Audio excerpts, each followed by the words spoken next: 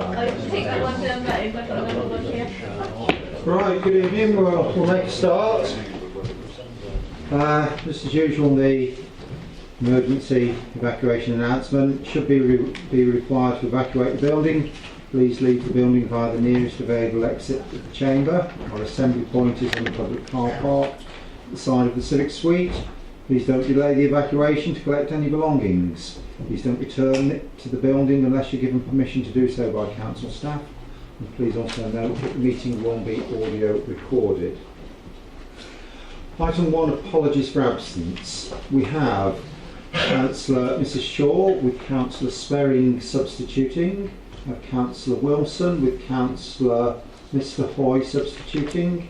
Councillor Steptoe with Councillor Cutmore substituting. Councillor Hookway with Councillor Mrs Hughes substituting. And that's it. I think everyone else is here. Right. Non-members attending.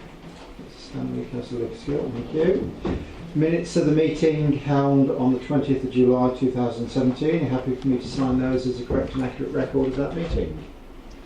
Yes. Yes. Right. Declarations of interest. For the sake of clarity, bearing in mind that the meeting is audio recorded, and the council itself has got a couple of applications. The declarations of interest and things are a little bit more complicated than normal, but for the sake of transparency, I'm just going to start with this short statement. Yes, thank you. Items 6 and 7, Council Offices 17 South Street, Rochford. Members of the Development Committee are being asked to determine an application by their own authority in relation to those items. The matter of members' interests and the dual role for some members who also sit on the investment board and within the Old House and Maximising Assets project teams has been considered ahead of this application. The monitoring officer has considered whether members of this committee have an other interest in any business of the authority which a member of the public with knowledge of the relevant facts would reasonably regard as so significant that it is likely to prejudice your judgment of the public interest. And that's under 7 and 10.2 of the Members' Code of Conduct. Members of the investment board who are making decisions to progress projects as part of the council's policy to maximise assets under the business plan may be predisposed to consider an application at the development committee in a certain way. However, those decisions do not take into account material planning considerations, and they do not show a predetermination on the part of those members. For those reasons, members of the investment board who have requested a dispensation have been granted one by the monitoring officer. I would invite investment board members to disclose that they have another interest and confirm whether they have received a dispensation from the monitoring officer. If any member has not received the relevant dispensation, then I advise them to withdraw from the chamber for these particular items. For members of the project teams, your role goes further as you have actively participated in progressing the project to the development committee. It is the objective of the project team to obtain approval of the application, and for that reason, no dispensation can be granted. For those members who are present this evening, I would invite you to declare another pecuniary interest and withdraw from the chamber for these items. You may be allowed to listen to the officer's presentation and have 5 minutes to speak, however, if you so wish to do so. I should just add that the same applies to visiting members this evening as well as committee members. Thank you. Councillor Cutmore. Chairman, just to advise, I have applied for and received the appropriate dispensation as a member of the investment board. Thank you. Councillor Lickskill.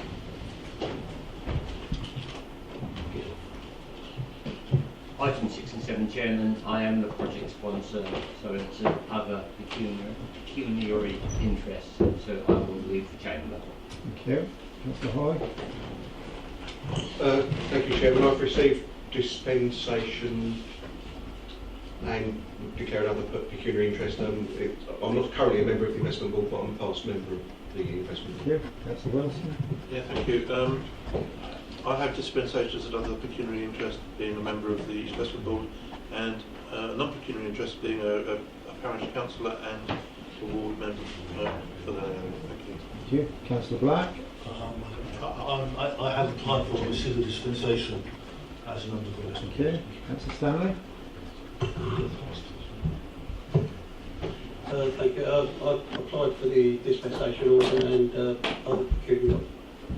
Thank you. Councillor Mountain? Ex-Chairman, I was a past member of the investment board, but I was non-attending during those discussions and I haven't applied for dispensation. So I don't know, am I allowed to stay or would I need to? Apologies, I had it on the list that you had applied for a dispensation. Sorry, I had it on the list that you had applied for a dispensation, but is that not the case? Yeah, how long ago was that? I possibly did, but I slept since then. Might have been some time Let me ago. just double check.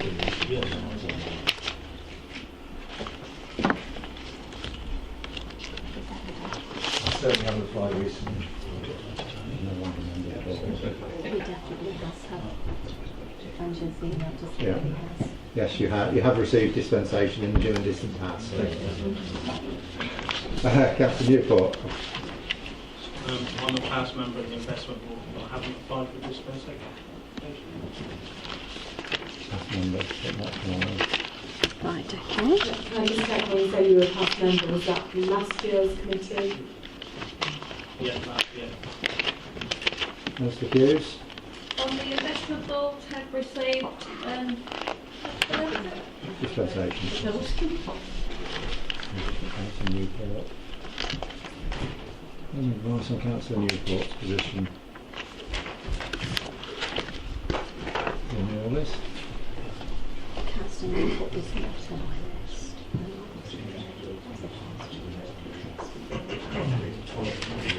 So he wasn't here last year. I don't think he's got dispensation unless he tells me otherwise. No. In which case he can't actually do it. Councillor Newport, it appears that you might not, you haven't got the dispensation in place, and so the advice is... Yes, the advice is to withdraw from the chamber for the application. Is this after the presentations, before the discussion? After the presentations, yes, you can listen to any speakers, but before any debate, you would need to leave the chamber. Okay, is it possible? In that case, is it possible for Councillor Stanley to substitute for me during this? Speak of the whole meeting. The whole meeting? For the whole meeting? I'll just need to check on that one. Bear with me. Councillor Stanley has dispensation, so it's Councillor Stanley.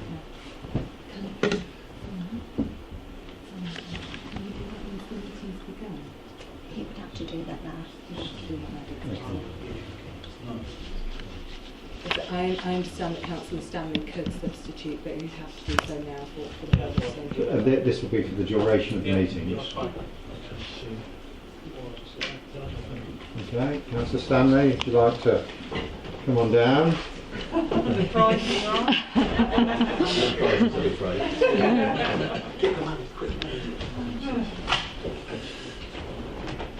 Right. Is everyone content with their positions? That they've declared the appropriate interests, that the dispensations have been gained where appropriate, and that we progress. It is important that these technicalities are accurate. Right, okay, and you're happy? Right, okay. Item 6, Council Offices, South Street, Rochford. We have a presentation.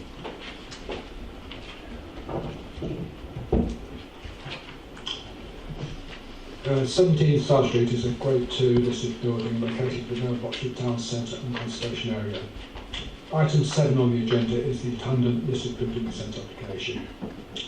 The building has been used as office space and has a gross internal floor space of 169 square metres. The proposal is to maintain the existing use, Class D1 offices, as required, and add a varied leisure use, Class D2 assembly leisure. It is proposed this use will be as a wedding venue for special events, garden parties and other events such as ghost evenings. The development as proposed would not make any physical changes to the building and its historic value. The proposal is to allow the continued occupancy usage of the building for office purposes and to enable alternative uses to coexist and provide benefit to the general public seeking an attractive and historic location as a wedding venue and for other functions.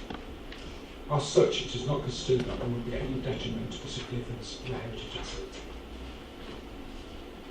Given the town centre location, it is not considered necessary that the proposed use should be required to provide vehicle parking facilities, especially due to the availability of nearby car park facilities at Back Lane.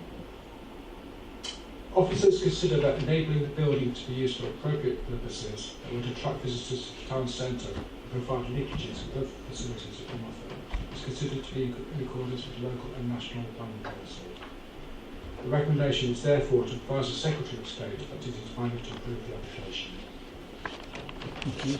Thank you. Just a reminder that we're not actually approving, we're recommending, advising the Secretary of State that we're minded to approve is the recommendation. Just wait for Councillor Lucas-Gill to leave on this one. And Councillor Newport. I'll call you in after. Do you want to come in to sit to the start of 7? It will be the same as that you've just heard. No, we'll wait till item 8. Okay. Thank you. Right, do any members wish to speak on this one? Mr. Sperring. Thank you, Chairman. I mean, I've read the report and it's pretty straightforward. The thing that did concern me a little bit was the item 4.3, which is the recommendation of the heritage assessment. No development or contemplated promotion of any plan should take place until the application has produced a heritage assessment, which has been submitted by Have we received a heritage assessment? I'm only going from previous experience where we had a similar issue in Raven. It ran for quite some while because there were ancient walls involved. There was a brief heritage statement on the application form itself. Turn your microphone off, please. Sorry.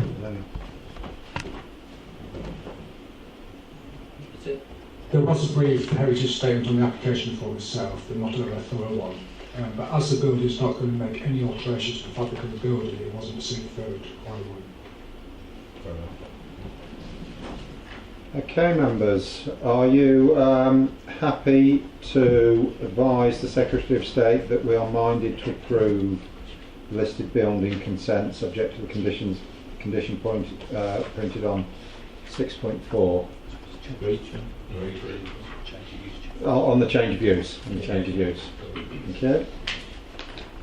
Now, item 7 is essentially the same, but is there anything else officers would like to add? Applications for listed building consent must be assessed on how the proposal impacts on the character and appearance of the heritage asset. In considering whether to grant listed building consent for any works the LPA shall have special regard to the desirability of preserving the building or its setting, or any features of special architectural or historic interest which it possesses. The development has proposed to not make any physical changes to the building, but is to continue its usage and to enable attempted uses to coexist. That would attract visitors to enjoy the heritage asset. As such, it is not considered that there will be any detriment to the significance of the heritage asset. The recommendation is therefore to advise the Secretary of State that the Council is minded to approve this building consent. Okay. So this is advising that we're minded to approve the listed building consent. Details are the same as previously. Councillor Merrick.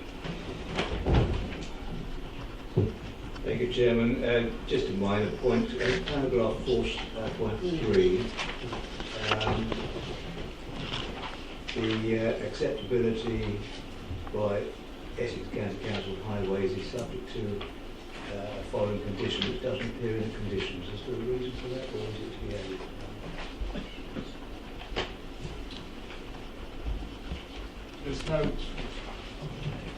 There's no works, the actual building itself, so that condition wasn't placed on it. So it doesn't apply. Okay, members, you're happy to move to agree the recommendation? Agree. Thank you. We call in that's in the report and Lucas-Gill.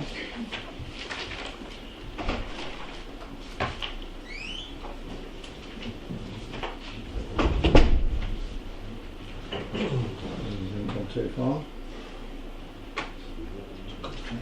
Chairman, excuse me. Yes. Can I just ask a question? How long would this whole procedure take? Is there a time scale for it?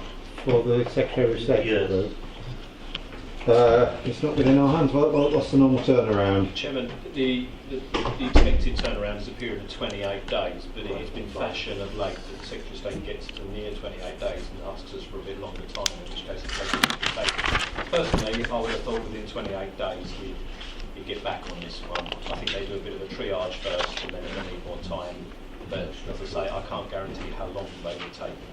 Right, thank you very much. Thank you.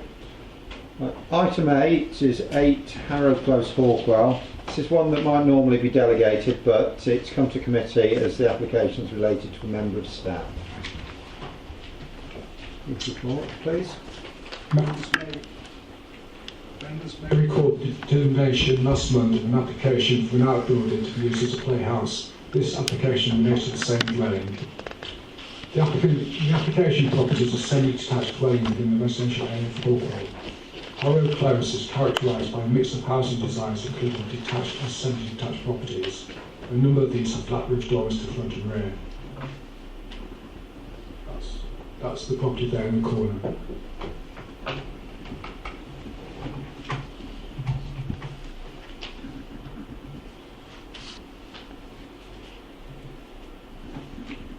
This is a picture of the application site. In 2006, planning consent was granted for roof alterations at the dwelling. This included a pair of gabled dormers within the front roof side. The proposal is to link the two dormers with a small flat roof element.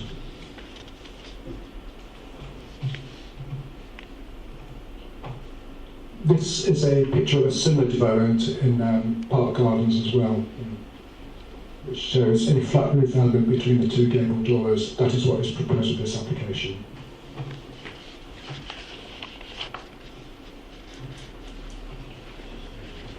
Supplementary planning document 2 on housing design seeks to secure pitch grids on front dormers to obtain a satisfactory appearance for dwellings, so as not to materially impact on the visual amenities of an area. However, in some areas, flat roof dormers form part of the character of the area. In this case, there are already a number of flat roof front dormers in Harrow Close and in Harrow Gardens, as evidenced by the previous picture. Therefore, in view of this, it is considered that the proposed linking of existing dormers would not have a material impact on the visual amenities or character of the area. The officer's recommendation is therefore for approval. Members, on page 8.2 there's a recommendation for approval. Everyone must Stanley. Thank you, Chairman. Property that we just looked at in what gardens was it? Park Gardens. How was that in relation to the one we're looking at now, please? Is it next door? There was a property in the close vicinity, just to help illustrate the principle of what's been proposed here. So it's not in the same row? No. No. And what is the distance between the two dormers that is being proposed as to what the one in Park Gardens is, please? We won't have a dimension on the Park Gardens, it's just a photographic illustration. This one, it might have been on one of the plans, looked about a metre and a bit.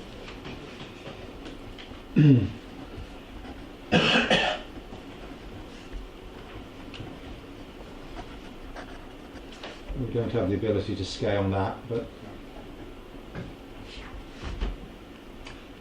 metre and a bit, so? Yeah, I'd say it's a metre and a bit. Metre and a bit. Quite large then, Chairman. No. It is when you're looking at Park Gardens. If you're making that proposal of Park Gardens is it looks a lot closer than what you're a metre and a bit. Okay, thank you. It will look at just that place. Any other members wish to comment? Right, recommendation to approve is printed on 8.2 with the appropriate conditions. Those members in favour of the approval, please indicate. Those against? That item is passed.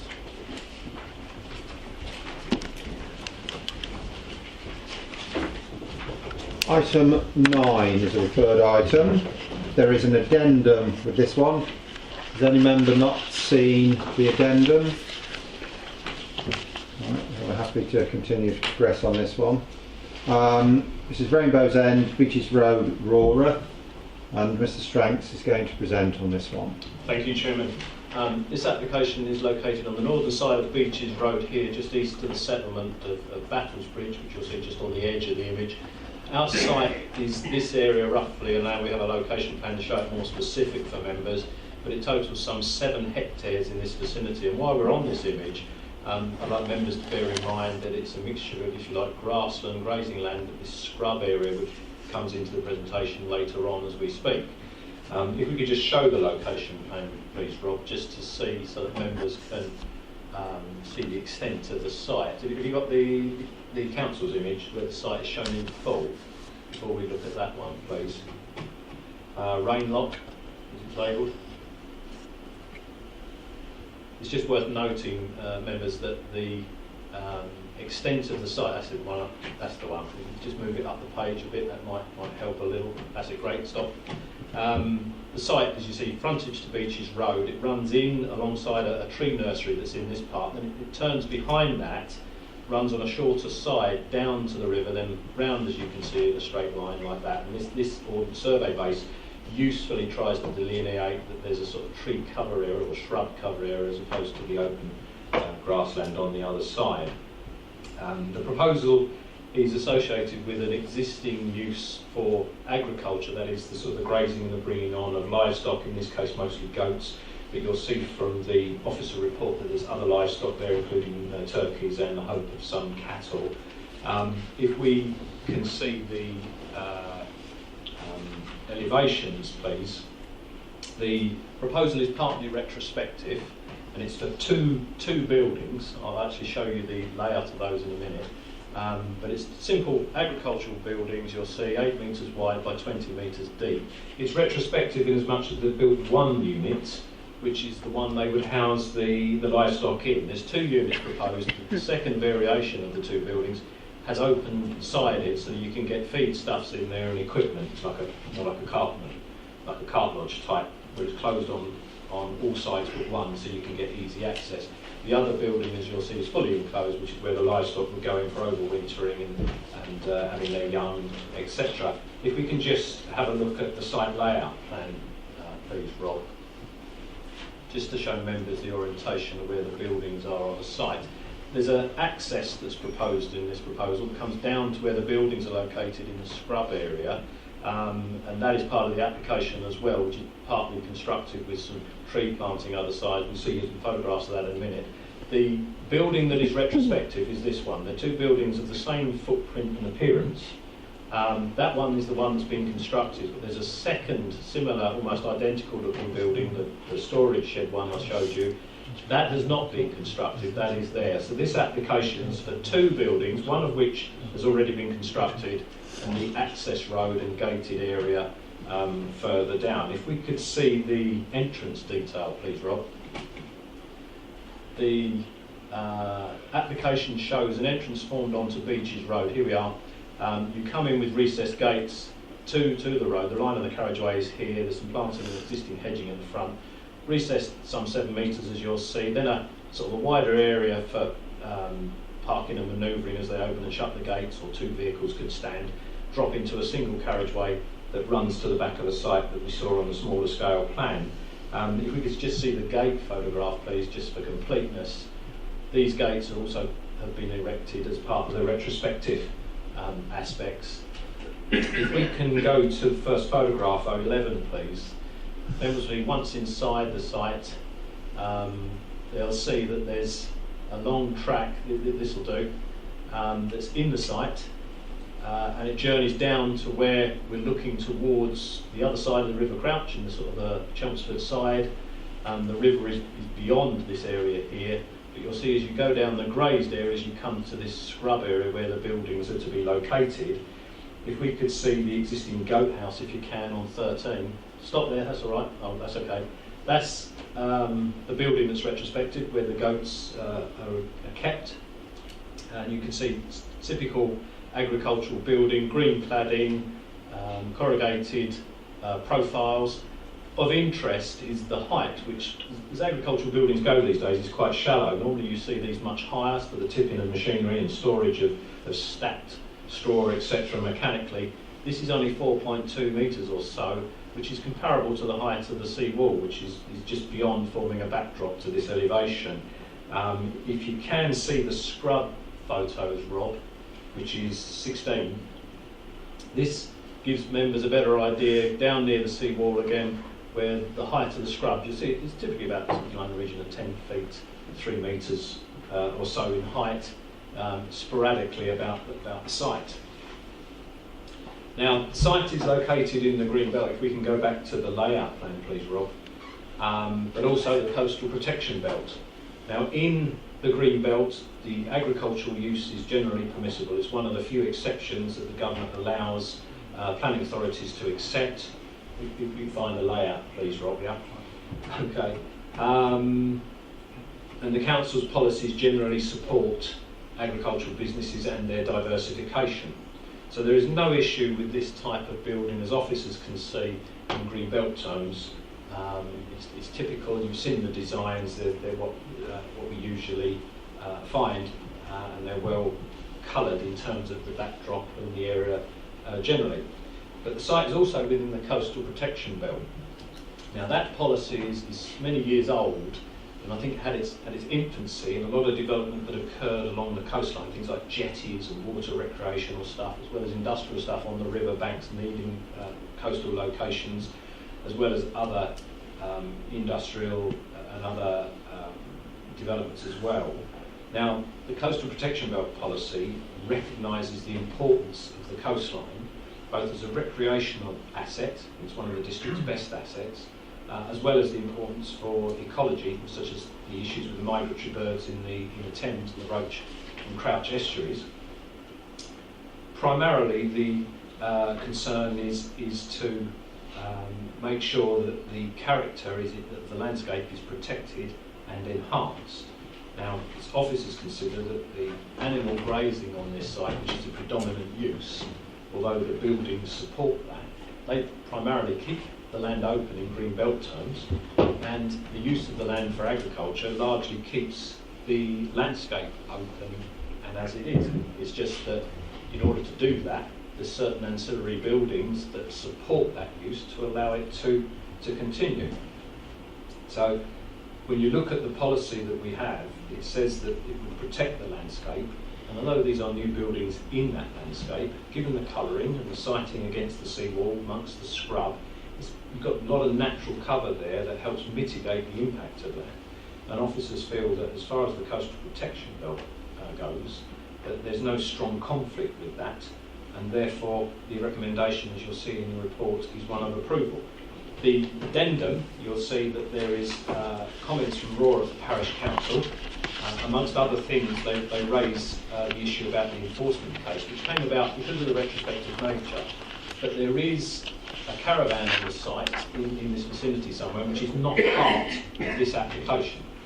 So the enforcement case is ongoing, but whilst those investigations have been taking place, the applicant's taken the initiative to make these submissions for the agricultural works, which is just before you now. So there may be some other things you're aware of on the site, but I just ask members that this application is about what you see before you, the access road and the two buildings. You'll also see, members, that Essex County Flood and Water Management team, who we consult these days on flood risk issues, they have no objections to raise against the application. So, Chairman, the recommendation, as I said, is one of approval for the conditions set out in the report. Thank you. The speaker on this one is Kate Jennings. If you'd like to go up. 5 minutes, I'll let you know when you've got a minute to go. Thank you, Chairman. And thank you, Mr. Stranks, for a very good summary of the application. As detailed, the application is retrospective in part. Essex Goats first moved to the site in the spring of 2016 and purchased the goats in the summer last year. The business has invested over £70,000 on fencing and infrastructure to this site to establish their small holding business. With regard to the development on site, the business first sought pre-application advice from Rochester Council early last year, and a formal application for pre-application advice was submitted in November. A site visit was undertaken and some informal advice given, but no formal written report. The client proceeded with what he thought on the informal advice given was permitted development under the agricultural permitted development rights to proceed with one of the buildings because his goats were in kid and they needed shelter and protection. An initial application was submitted to the council in March. It was rejigged and resubmitted in May, and this is the application that you have before you. It's acknowledged that the recommendation from the planning officers is for approval, and we consider that this proposal for agricultural development is compliant with both national and local planning policy. The concerns of the parish council are noted, and I've sought to answer some of those concerns here. Essex Goats are an established agricultural business.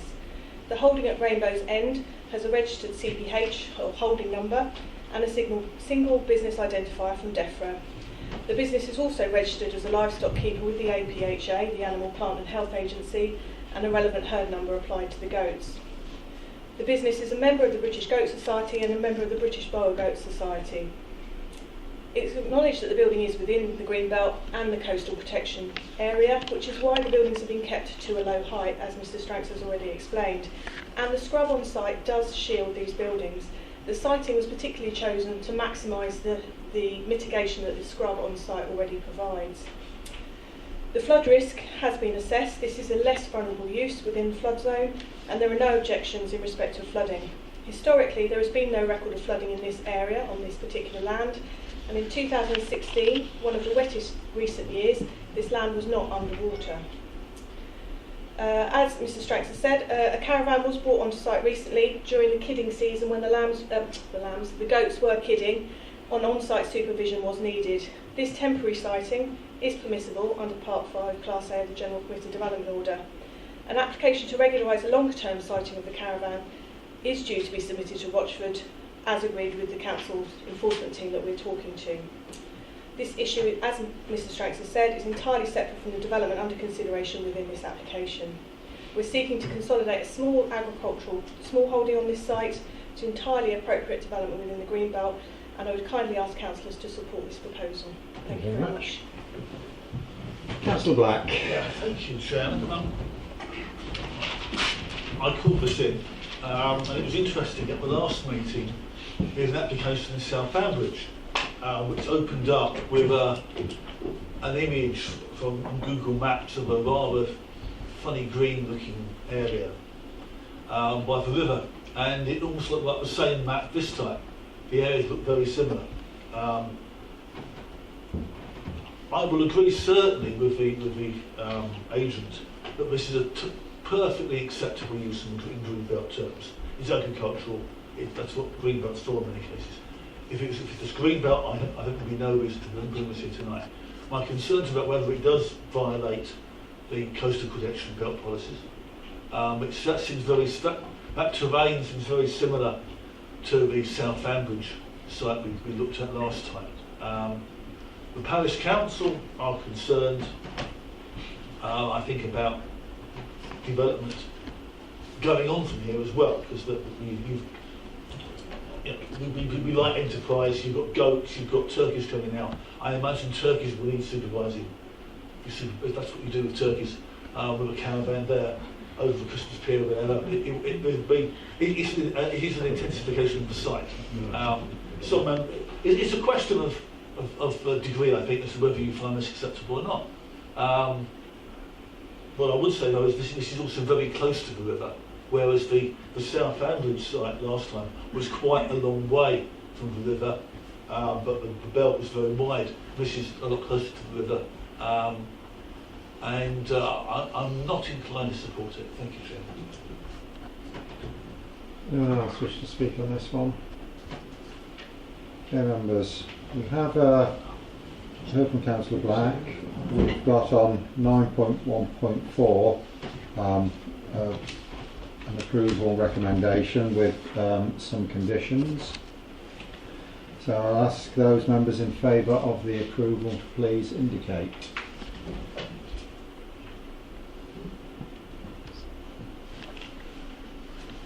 Those against? Thank you. That item is approved.